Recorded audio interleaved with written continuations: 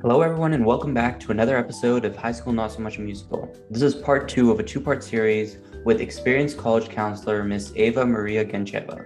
In our last part, we spoke with her about how to stand out during the college admissions process with your essays, the main need for the essays, and what they serve college admissions officers. This week, we will look at what are some of the best techniques for writing your essays and some of Ms. Gencheva's tips on cracking the college admissions essay process.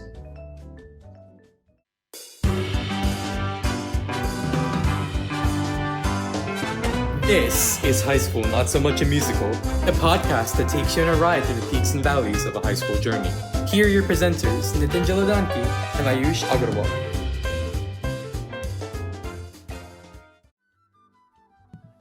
So one thing I thought you talked about, which was interesting, was a personality score. Now, I don't think exactly that somebody's personality can be simplified down to just like something so nuanced, right? I don't really think it should be just simplified down to a number or any sort of like A, B, C, D grade or anything like that. But college admissions is game. You got to play the game, So do you have any tips for students on how to express their personality through their essays? How they can avoid like kind of the generic, oh yeah, I want to go here. This place is beautiful. The campus is really good. They have these things which I'm interested in, and how they can really show specific reasons for why the college should take them in, how the college will benefit from them being there, and how they can benefit like the overall community and of that college. And so if you could give some tips on that, that'd be great. Mm-hmm. Yeah, well, my first, and I have to say, I do have an ebook on personality score, which is free, and I'll be very happy to, refer you to that. I have lots of material that is compiled for, the benefit of high school students who are looking for help. So that's one place to always go and, kind of take a look and see. And I share profiles of students as well, so you can compare, though I'm not really a fan of comparing because speaking of everyone as an individual, but just instead of looking at statistics, which could be made up, it could be paid for, it could be just a lot of information is out there nowadays floating around, and students are comparing their numbers, and they just kind of get obsessed in this number game versus thinking, I'm an individual and I'll tell them my story. So to answer your question, yes, I agree with you that, personality should not warrant a score. It shouldn't be like as simple as, oh, you got a 9, what does that 9 really mean? And well, a lot goes into each and every number. So each number represents, a slew of characteristics that they know of what it is that they're looking for that specific class that they're compiling. And that's what makes the entire college, like you said, game. For lack of a better word, it's all the time, it's a moving target. Why? Because each class is going to be unique, and only they know what kind of uniqueness are they looking to add on to that specific class they're compiling that school year. But, as a whole, if you understand what the school is all about, and if you have studied the school, and if you obsess over what each school does and what kind of students go in there and how they come out and your specific major, then you will understand if you're a good fit or not a good fit. And I was just actually speaking with another student today, and he was really fond of one specific school, and I wanted to understand how important it is for you to have your ethnic club, your cultural club, your culture found in that school, because if you're going there, you're not going to find it there. There's really not so much diversity, but it's an excellent major for you. And, he was very much ready to not have his ethnic cultural group surrounding him as long as his major was there, because he was really more interested in that versus being comfortable, being surrounded by, the people that he's used to, or the dance or the club or the culture or the food. And they ask you this. A lot of schools ask you about your culture, community, neighborhood, family, because they want to understand where you're coming from and how comfortable, because they know if that is or isn't in their campus, and how comfortable are you going to be if that matters to you, but they cannot, it's not existent. It is not that kind of, environment. It's more homogenous, and more focused on, XYZ versus, clubs or extracurriculars. So knowing the school, knowing yourself, they really want to know who you are, but do you really know yourself well? Do you really know yourself well? Have you asked yourself some deep questions? Have you had a chance to kind of sit down and journal and kind of, see yourself in the highlight of your environment and understand what would make you happy and where would you want to go with this, and what else might be needed. So yes, personality score should really not be a score, but for the sake of being able to, because they have to process all these applications, correct? I mean, they still have to have some sort of measure as to who fits where in which part of the file. But at the end, I must say that they do stand up and they do present your story to everyone. So they don't really look at a score and say, well, this is only a 6. That's not what happens. This is an internal information for their own internal file, for their own know-how. And, they do pitch to everyone what it is that you're all about based on your essay. So, an essay in and of itself will not get you in. So it will have to really be sort of the next thing that represents you very well. It will move the needle if you have students with the same SAT scores and the same GPA. It will definitely move the needle in your favor, because that's where they will be able to kind of make a line on the sand and say, well, he stays and she goes, like that, based on what did they see in your personality. But they're not going to be, oh, well, this is not a academically viable profile and the student failed everything and there was no effort, there was just no preparation, but look at the amazing things that they have done outside of school. And that hardly ever happens, because things really are related. We as people tend to, show the same qualities. If we have the work ethic in one area, and we usually try to have that work ethic in other areas as well, whether we like it or not, aim at all of our other interests and pursuits. So it's not so unusual, to expect that from a student when you see, his or her records and her or his essays. So I think that we've been talking for a while now about college essays. And for everybody out there, Miss Ava is a very experienced college advisor and college admissions expert. So I have another follow-up question for you. And one of the things that we hear a lot from our parents and from teachers and anybody at this point in high school is that you need to be a well-rounded student, and colleges are looking for a well-rounded student. And I remember that in our email threads, Ms. Ava, you said that well-rounded student is sort of like a really subjective term. So how does the term well-rounded student change from person to person? And what really is a well-rounded student?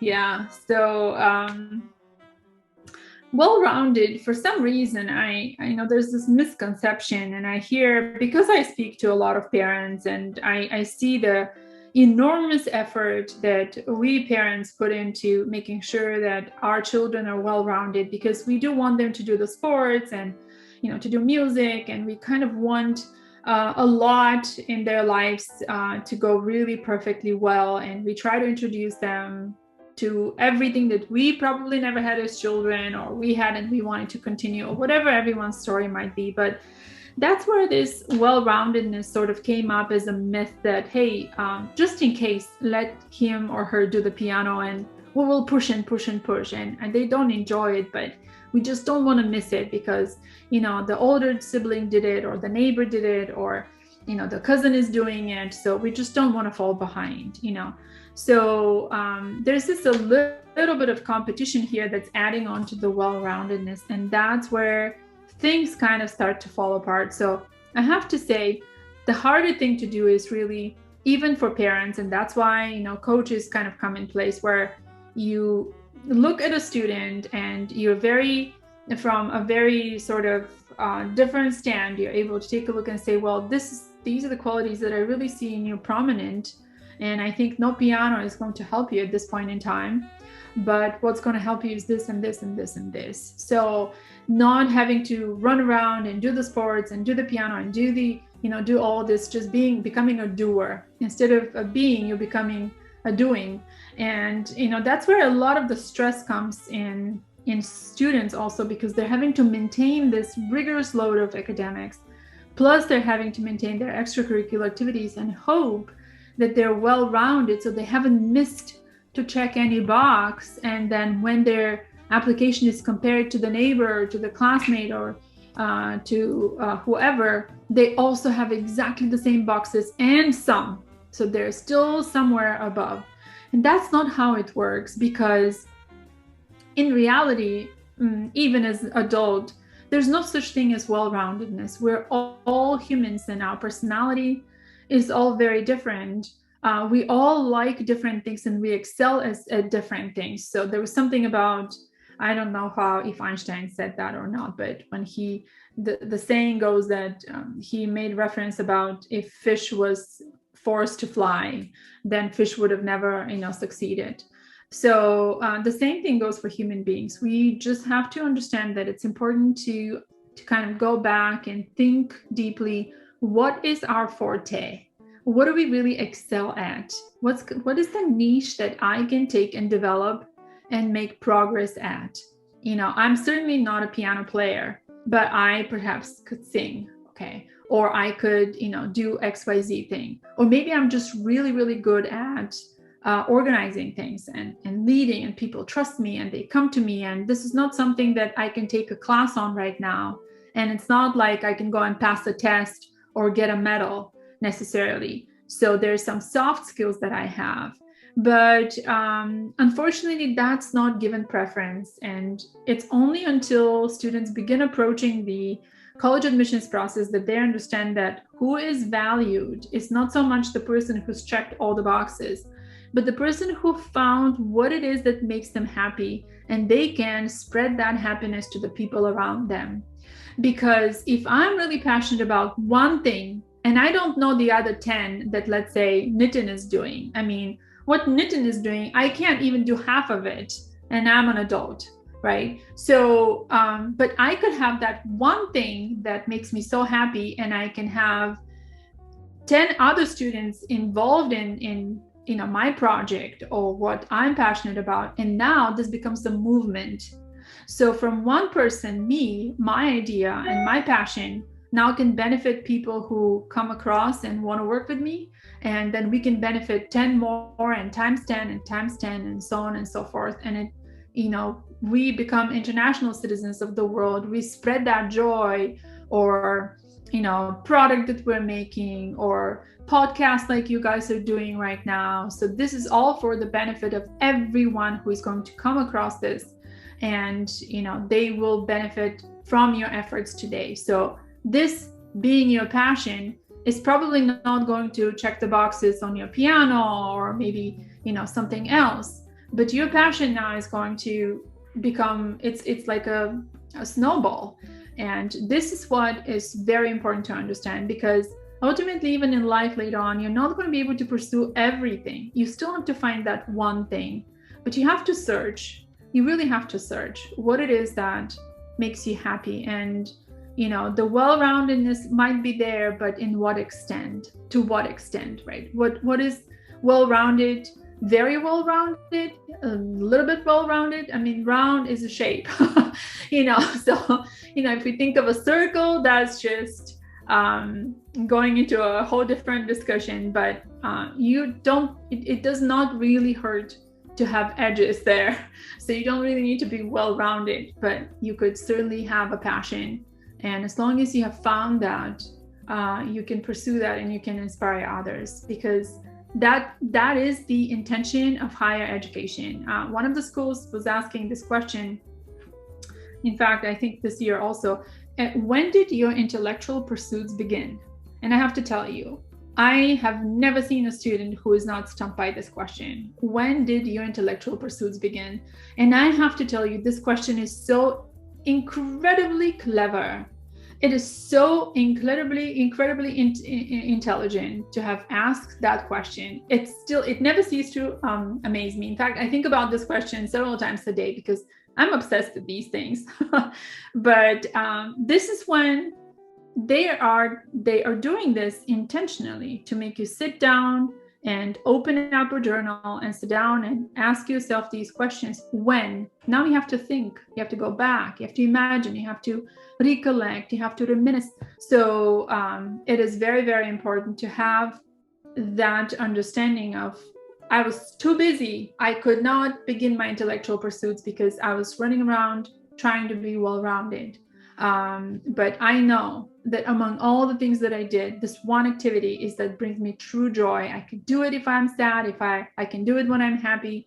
If I sit down and play the piano before an AP test, all the stress disappears. And that's how you know this is your love. So I always urge students to stop and think what gives them true pleasure, and to find that, passion is a little bit overrated. I don't really like to use the word loosely, because with passion has to come also hard work. But to find that joy, that one activity that they feel at ease and they're going down flow, not up flow. They can organize events, they can sit down with a group of people, they can brainstorm, they can lead, they don't mind listening to others, they extend a helping hand. That's a leader, right? And then you have the one that loves to tinker and loves to sit down and spend time imagining something, or does not mind working until 2 a.m. on cold pizza in a garage fixing a robot. Okay, now that's a technocrat. So each of you have something very, very special. And if you find it, and if you hone that skill and that pleasure and that talent, then the society will benefit and we will all be better off. Because ultimately, higher education, the job of higher education in general, is to really produce students who are thinkers. You have to be a thinker, and you have to very dearly hang on to your imagination and your creativity, because there's no app for creativity, and there's no artificial intelligence that can take that away from you. Everything else will be motorized, everything else will be robots around you and to make your life easier. But your ability to imagine and your intelligence and your creativity is always fresh, always coming, and that we cannot replicate. So we need that, and you need to find out what it is that makes you tick. So we're almost at the 50-minute mark or so, meaning you're probably listening to part 2 of the podcast with Miss Ava. So I'm just gonna ask like a final round us off question, kind of a conclusion question. And I think if you could just give some tips to high schoolers on, some things they should try to do in high school, how they can find their passions and interests, or what they can do ahead of time to prepare for college admissions, be ahead, not procrastinate. That's something I tend to do. Any general tips that you have to succeed in high school, get into a good college, and get set for a good career in life? Yeah, I do. So I have to say that, first of all, I have to say, if you're a high schooler and you're listening, I am very proud of you, even though I may not know you, because I'm very excited, and I'm just very pleased to see students who are able to get up day in and day out, attend classes, and show up and deliver. And I'm not saying deliver to maybe their satisfaction or their parents' satisfaction or their teacher's satisfaction. That's irrelevant. I'm saying they're doing it. They're getting out, they're showing up, and they're delivering. And that already is huge success to me. So I'm when I see students, I feel so energized, because I think when they're doing it, I have to do it even more for their benefit, because they're here to learn and we owe them that. So I have to say, you're already on the right path if you're doing that, which I'm very proud of you if you are. What else you can do is, like I said, if you're not sure what your passion is, don't panic. If you're not sure what you're really good is, don't panic. You certainly are good at more than one thing. That is for sure. You just have to ask. So look around and see who are your friends, who are you surrounded by. Take a look at the top five friends that you have. What do they do? What really is the glue between the two of you or the three of you? And then you will understand pretty much the people that you're surrounded by. Ask your parents, take a look and see where you're getting praised and what do you feel good doing. Okay. And sometimes I have students, they say, nothing gives me joy but just playing video games. Well, that's awesome. Let's talk about that. Okay. Because you never know how far that takes you if you just put it to work for you. Not just that you work for it, but you put it to work for you. So there's so much information around you that gives you constant feedback about who you are and how you can improve and how you can become better.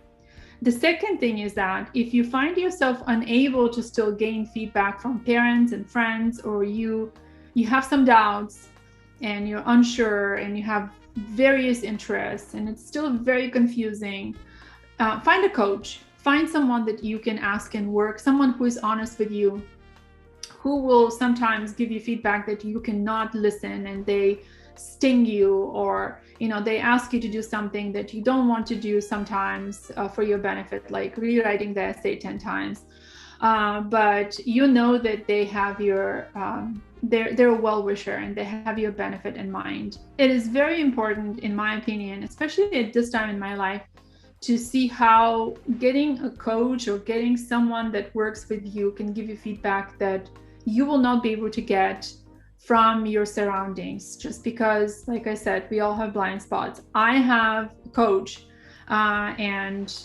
the minute I began working with a coach, and from before that and alongside of that, I have to say I read a variety of books on self-improvement, which I'll be very happy to share the titles with, in fact, with anyone who is interested. And these are, so self-improvement has to happen at any age. You really have to try to be the best version of yourself. And having a coach or someone that you work with, someone that you trust, and someone who could be honest with you without, creating a problem in the relationship, because sometimes that could happen between parents, siblings, good friends, I understand. So that will be the second thing. Seek someone you can work with. And even for adults, I always advise, have a coach, have someone who can guide you. The progress that I have seen working with a coach would have never come to me had I not invested the time and the money to work with them, which was, now looking back, I think this was such a small price to pay. Back then, it seemed like an impossible amount. And I thought, how would I possibly be able to do this? But something told me that there's certain things that you have to do. You have to have skin in the game. And once you have skin in the game, you really want to improve, and you will improve rapidly. The next thing you have to do is figure out how you can study successfully. So, figure out what it is. Can you plan well? What is missing? You're not succeeding. Maybe there's something with the grade, or you're not prepared, or do you have to read chapters ahead? Do you have to learn speed reading? Do you have to be better organized? Maybe calendars don't work for you. Maybe, what is it that everyone is very different? How do you take notes? How do you plan your homework? What is missing? Can you ask for help? Are you the person who does not like to ask for help? Maybe there's something else, a bit of an ego involved there. Just figure out what has been on your way. Do you procrastinate? Do you check social media too often? Do you like to chat with friends? Or is there some what is on any kind of relationship on the way? What's going on? Figure that out. If you're not where you want to be grades-wise, it's cool. And so that's 3. Number 4, go and talk to your teachers. Have awesome relationships with your teachers. Never think that they don't like you. And if there is a suspicion that someone is out there to get you, clarify, go and say, I benefit tremendously from your lessons. I really enjoy, I learn a lot. I think what you have taught me, I think it's changing me already. I want to thank you. I do want to appreciate you. I do appreciate you. I do want to say it out in person. I want to tell you that, or tell them in an email, but do say it, because teachers are these amazing creatures. They will not do what they do unless they love it. And it's only very natural and important to go and appreciate it. And if you do that twice a year, then you will see the relationship, and you do want that, because Teachers are your absolute first-hand, most reliable resource. And without resources, you really cannot go far. Don't even think of Google. Okay, Google is just, don't even think you can Google everything. Go to your teachers, be grateful, thank them profusely, and watch how everything improves. So showing gratitude to people who are involved in your learning is going to propel you very fast. There's something called gravitas, okay, which really means that when you express gratitude to people and when you have a determined mindset to achieve what it is that you want to achieve, the collective gathers around you to propel your mission forward. It's just how the universe works. So if you're determined to succeed and if you ask for help, everyone will definitely deliver. That is how, and that's how adults are also, build, and teachers and schools. So use your resources wisely. And last, to not take too much time now, I must say, is start early. It's never too early to start. I have students as early as middle school already, and they're charting out their path because it takes time to go and be part of that competition, to study for the Bio Olympiad, to start a podcast, to start a nonprofit, to create a research, to find the right mentors.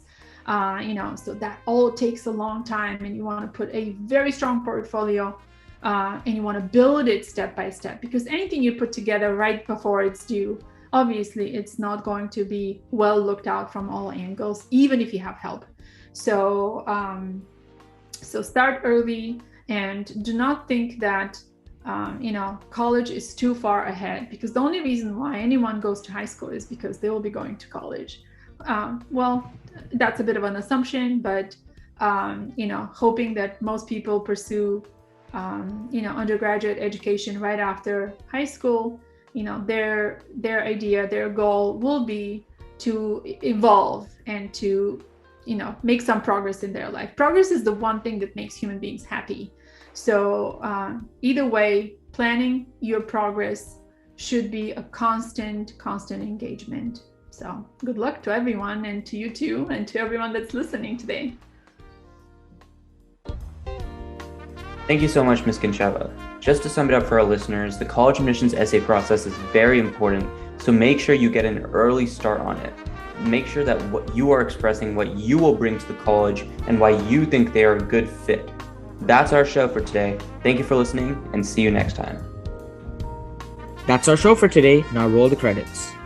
High School Not So Much a Musical is hosted by Ayush Agarwal and Nitin Jaladanki. Narration by Samhit Padala. Music from Louis Luang Relaxation Cafe, Tune Pocket, and Infraction. If you like the show, please recommend it to your friends and family. Thank you for listening, and see you next time.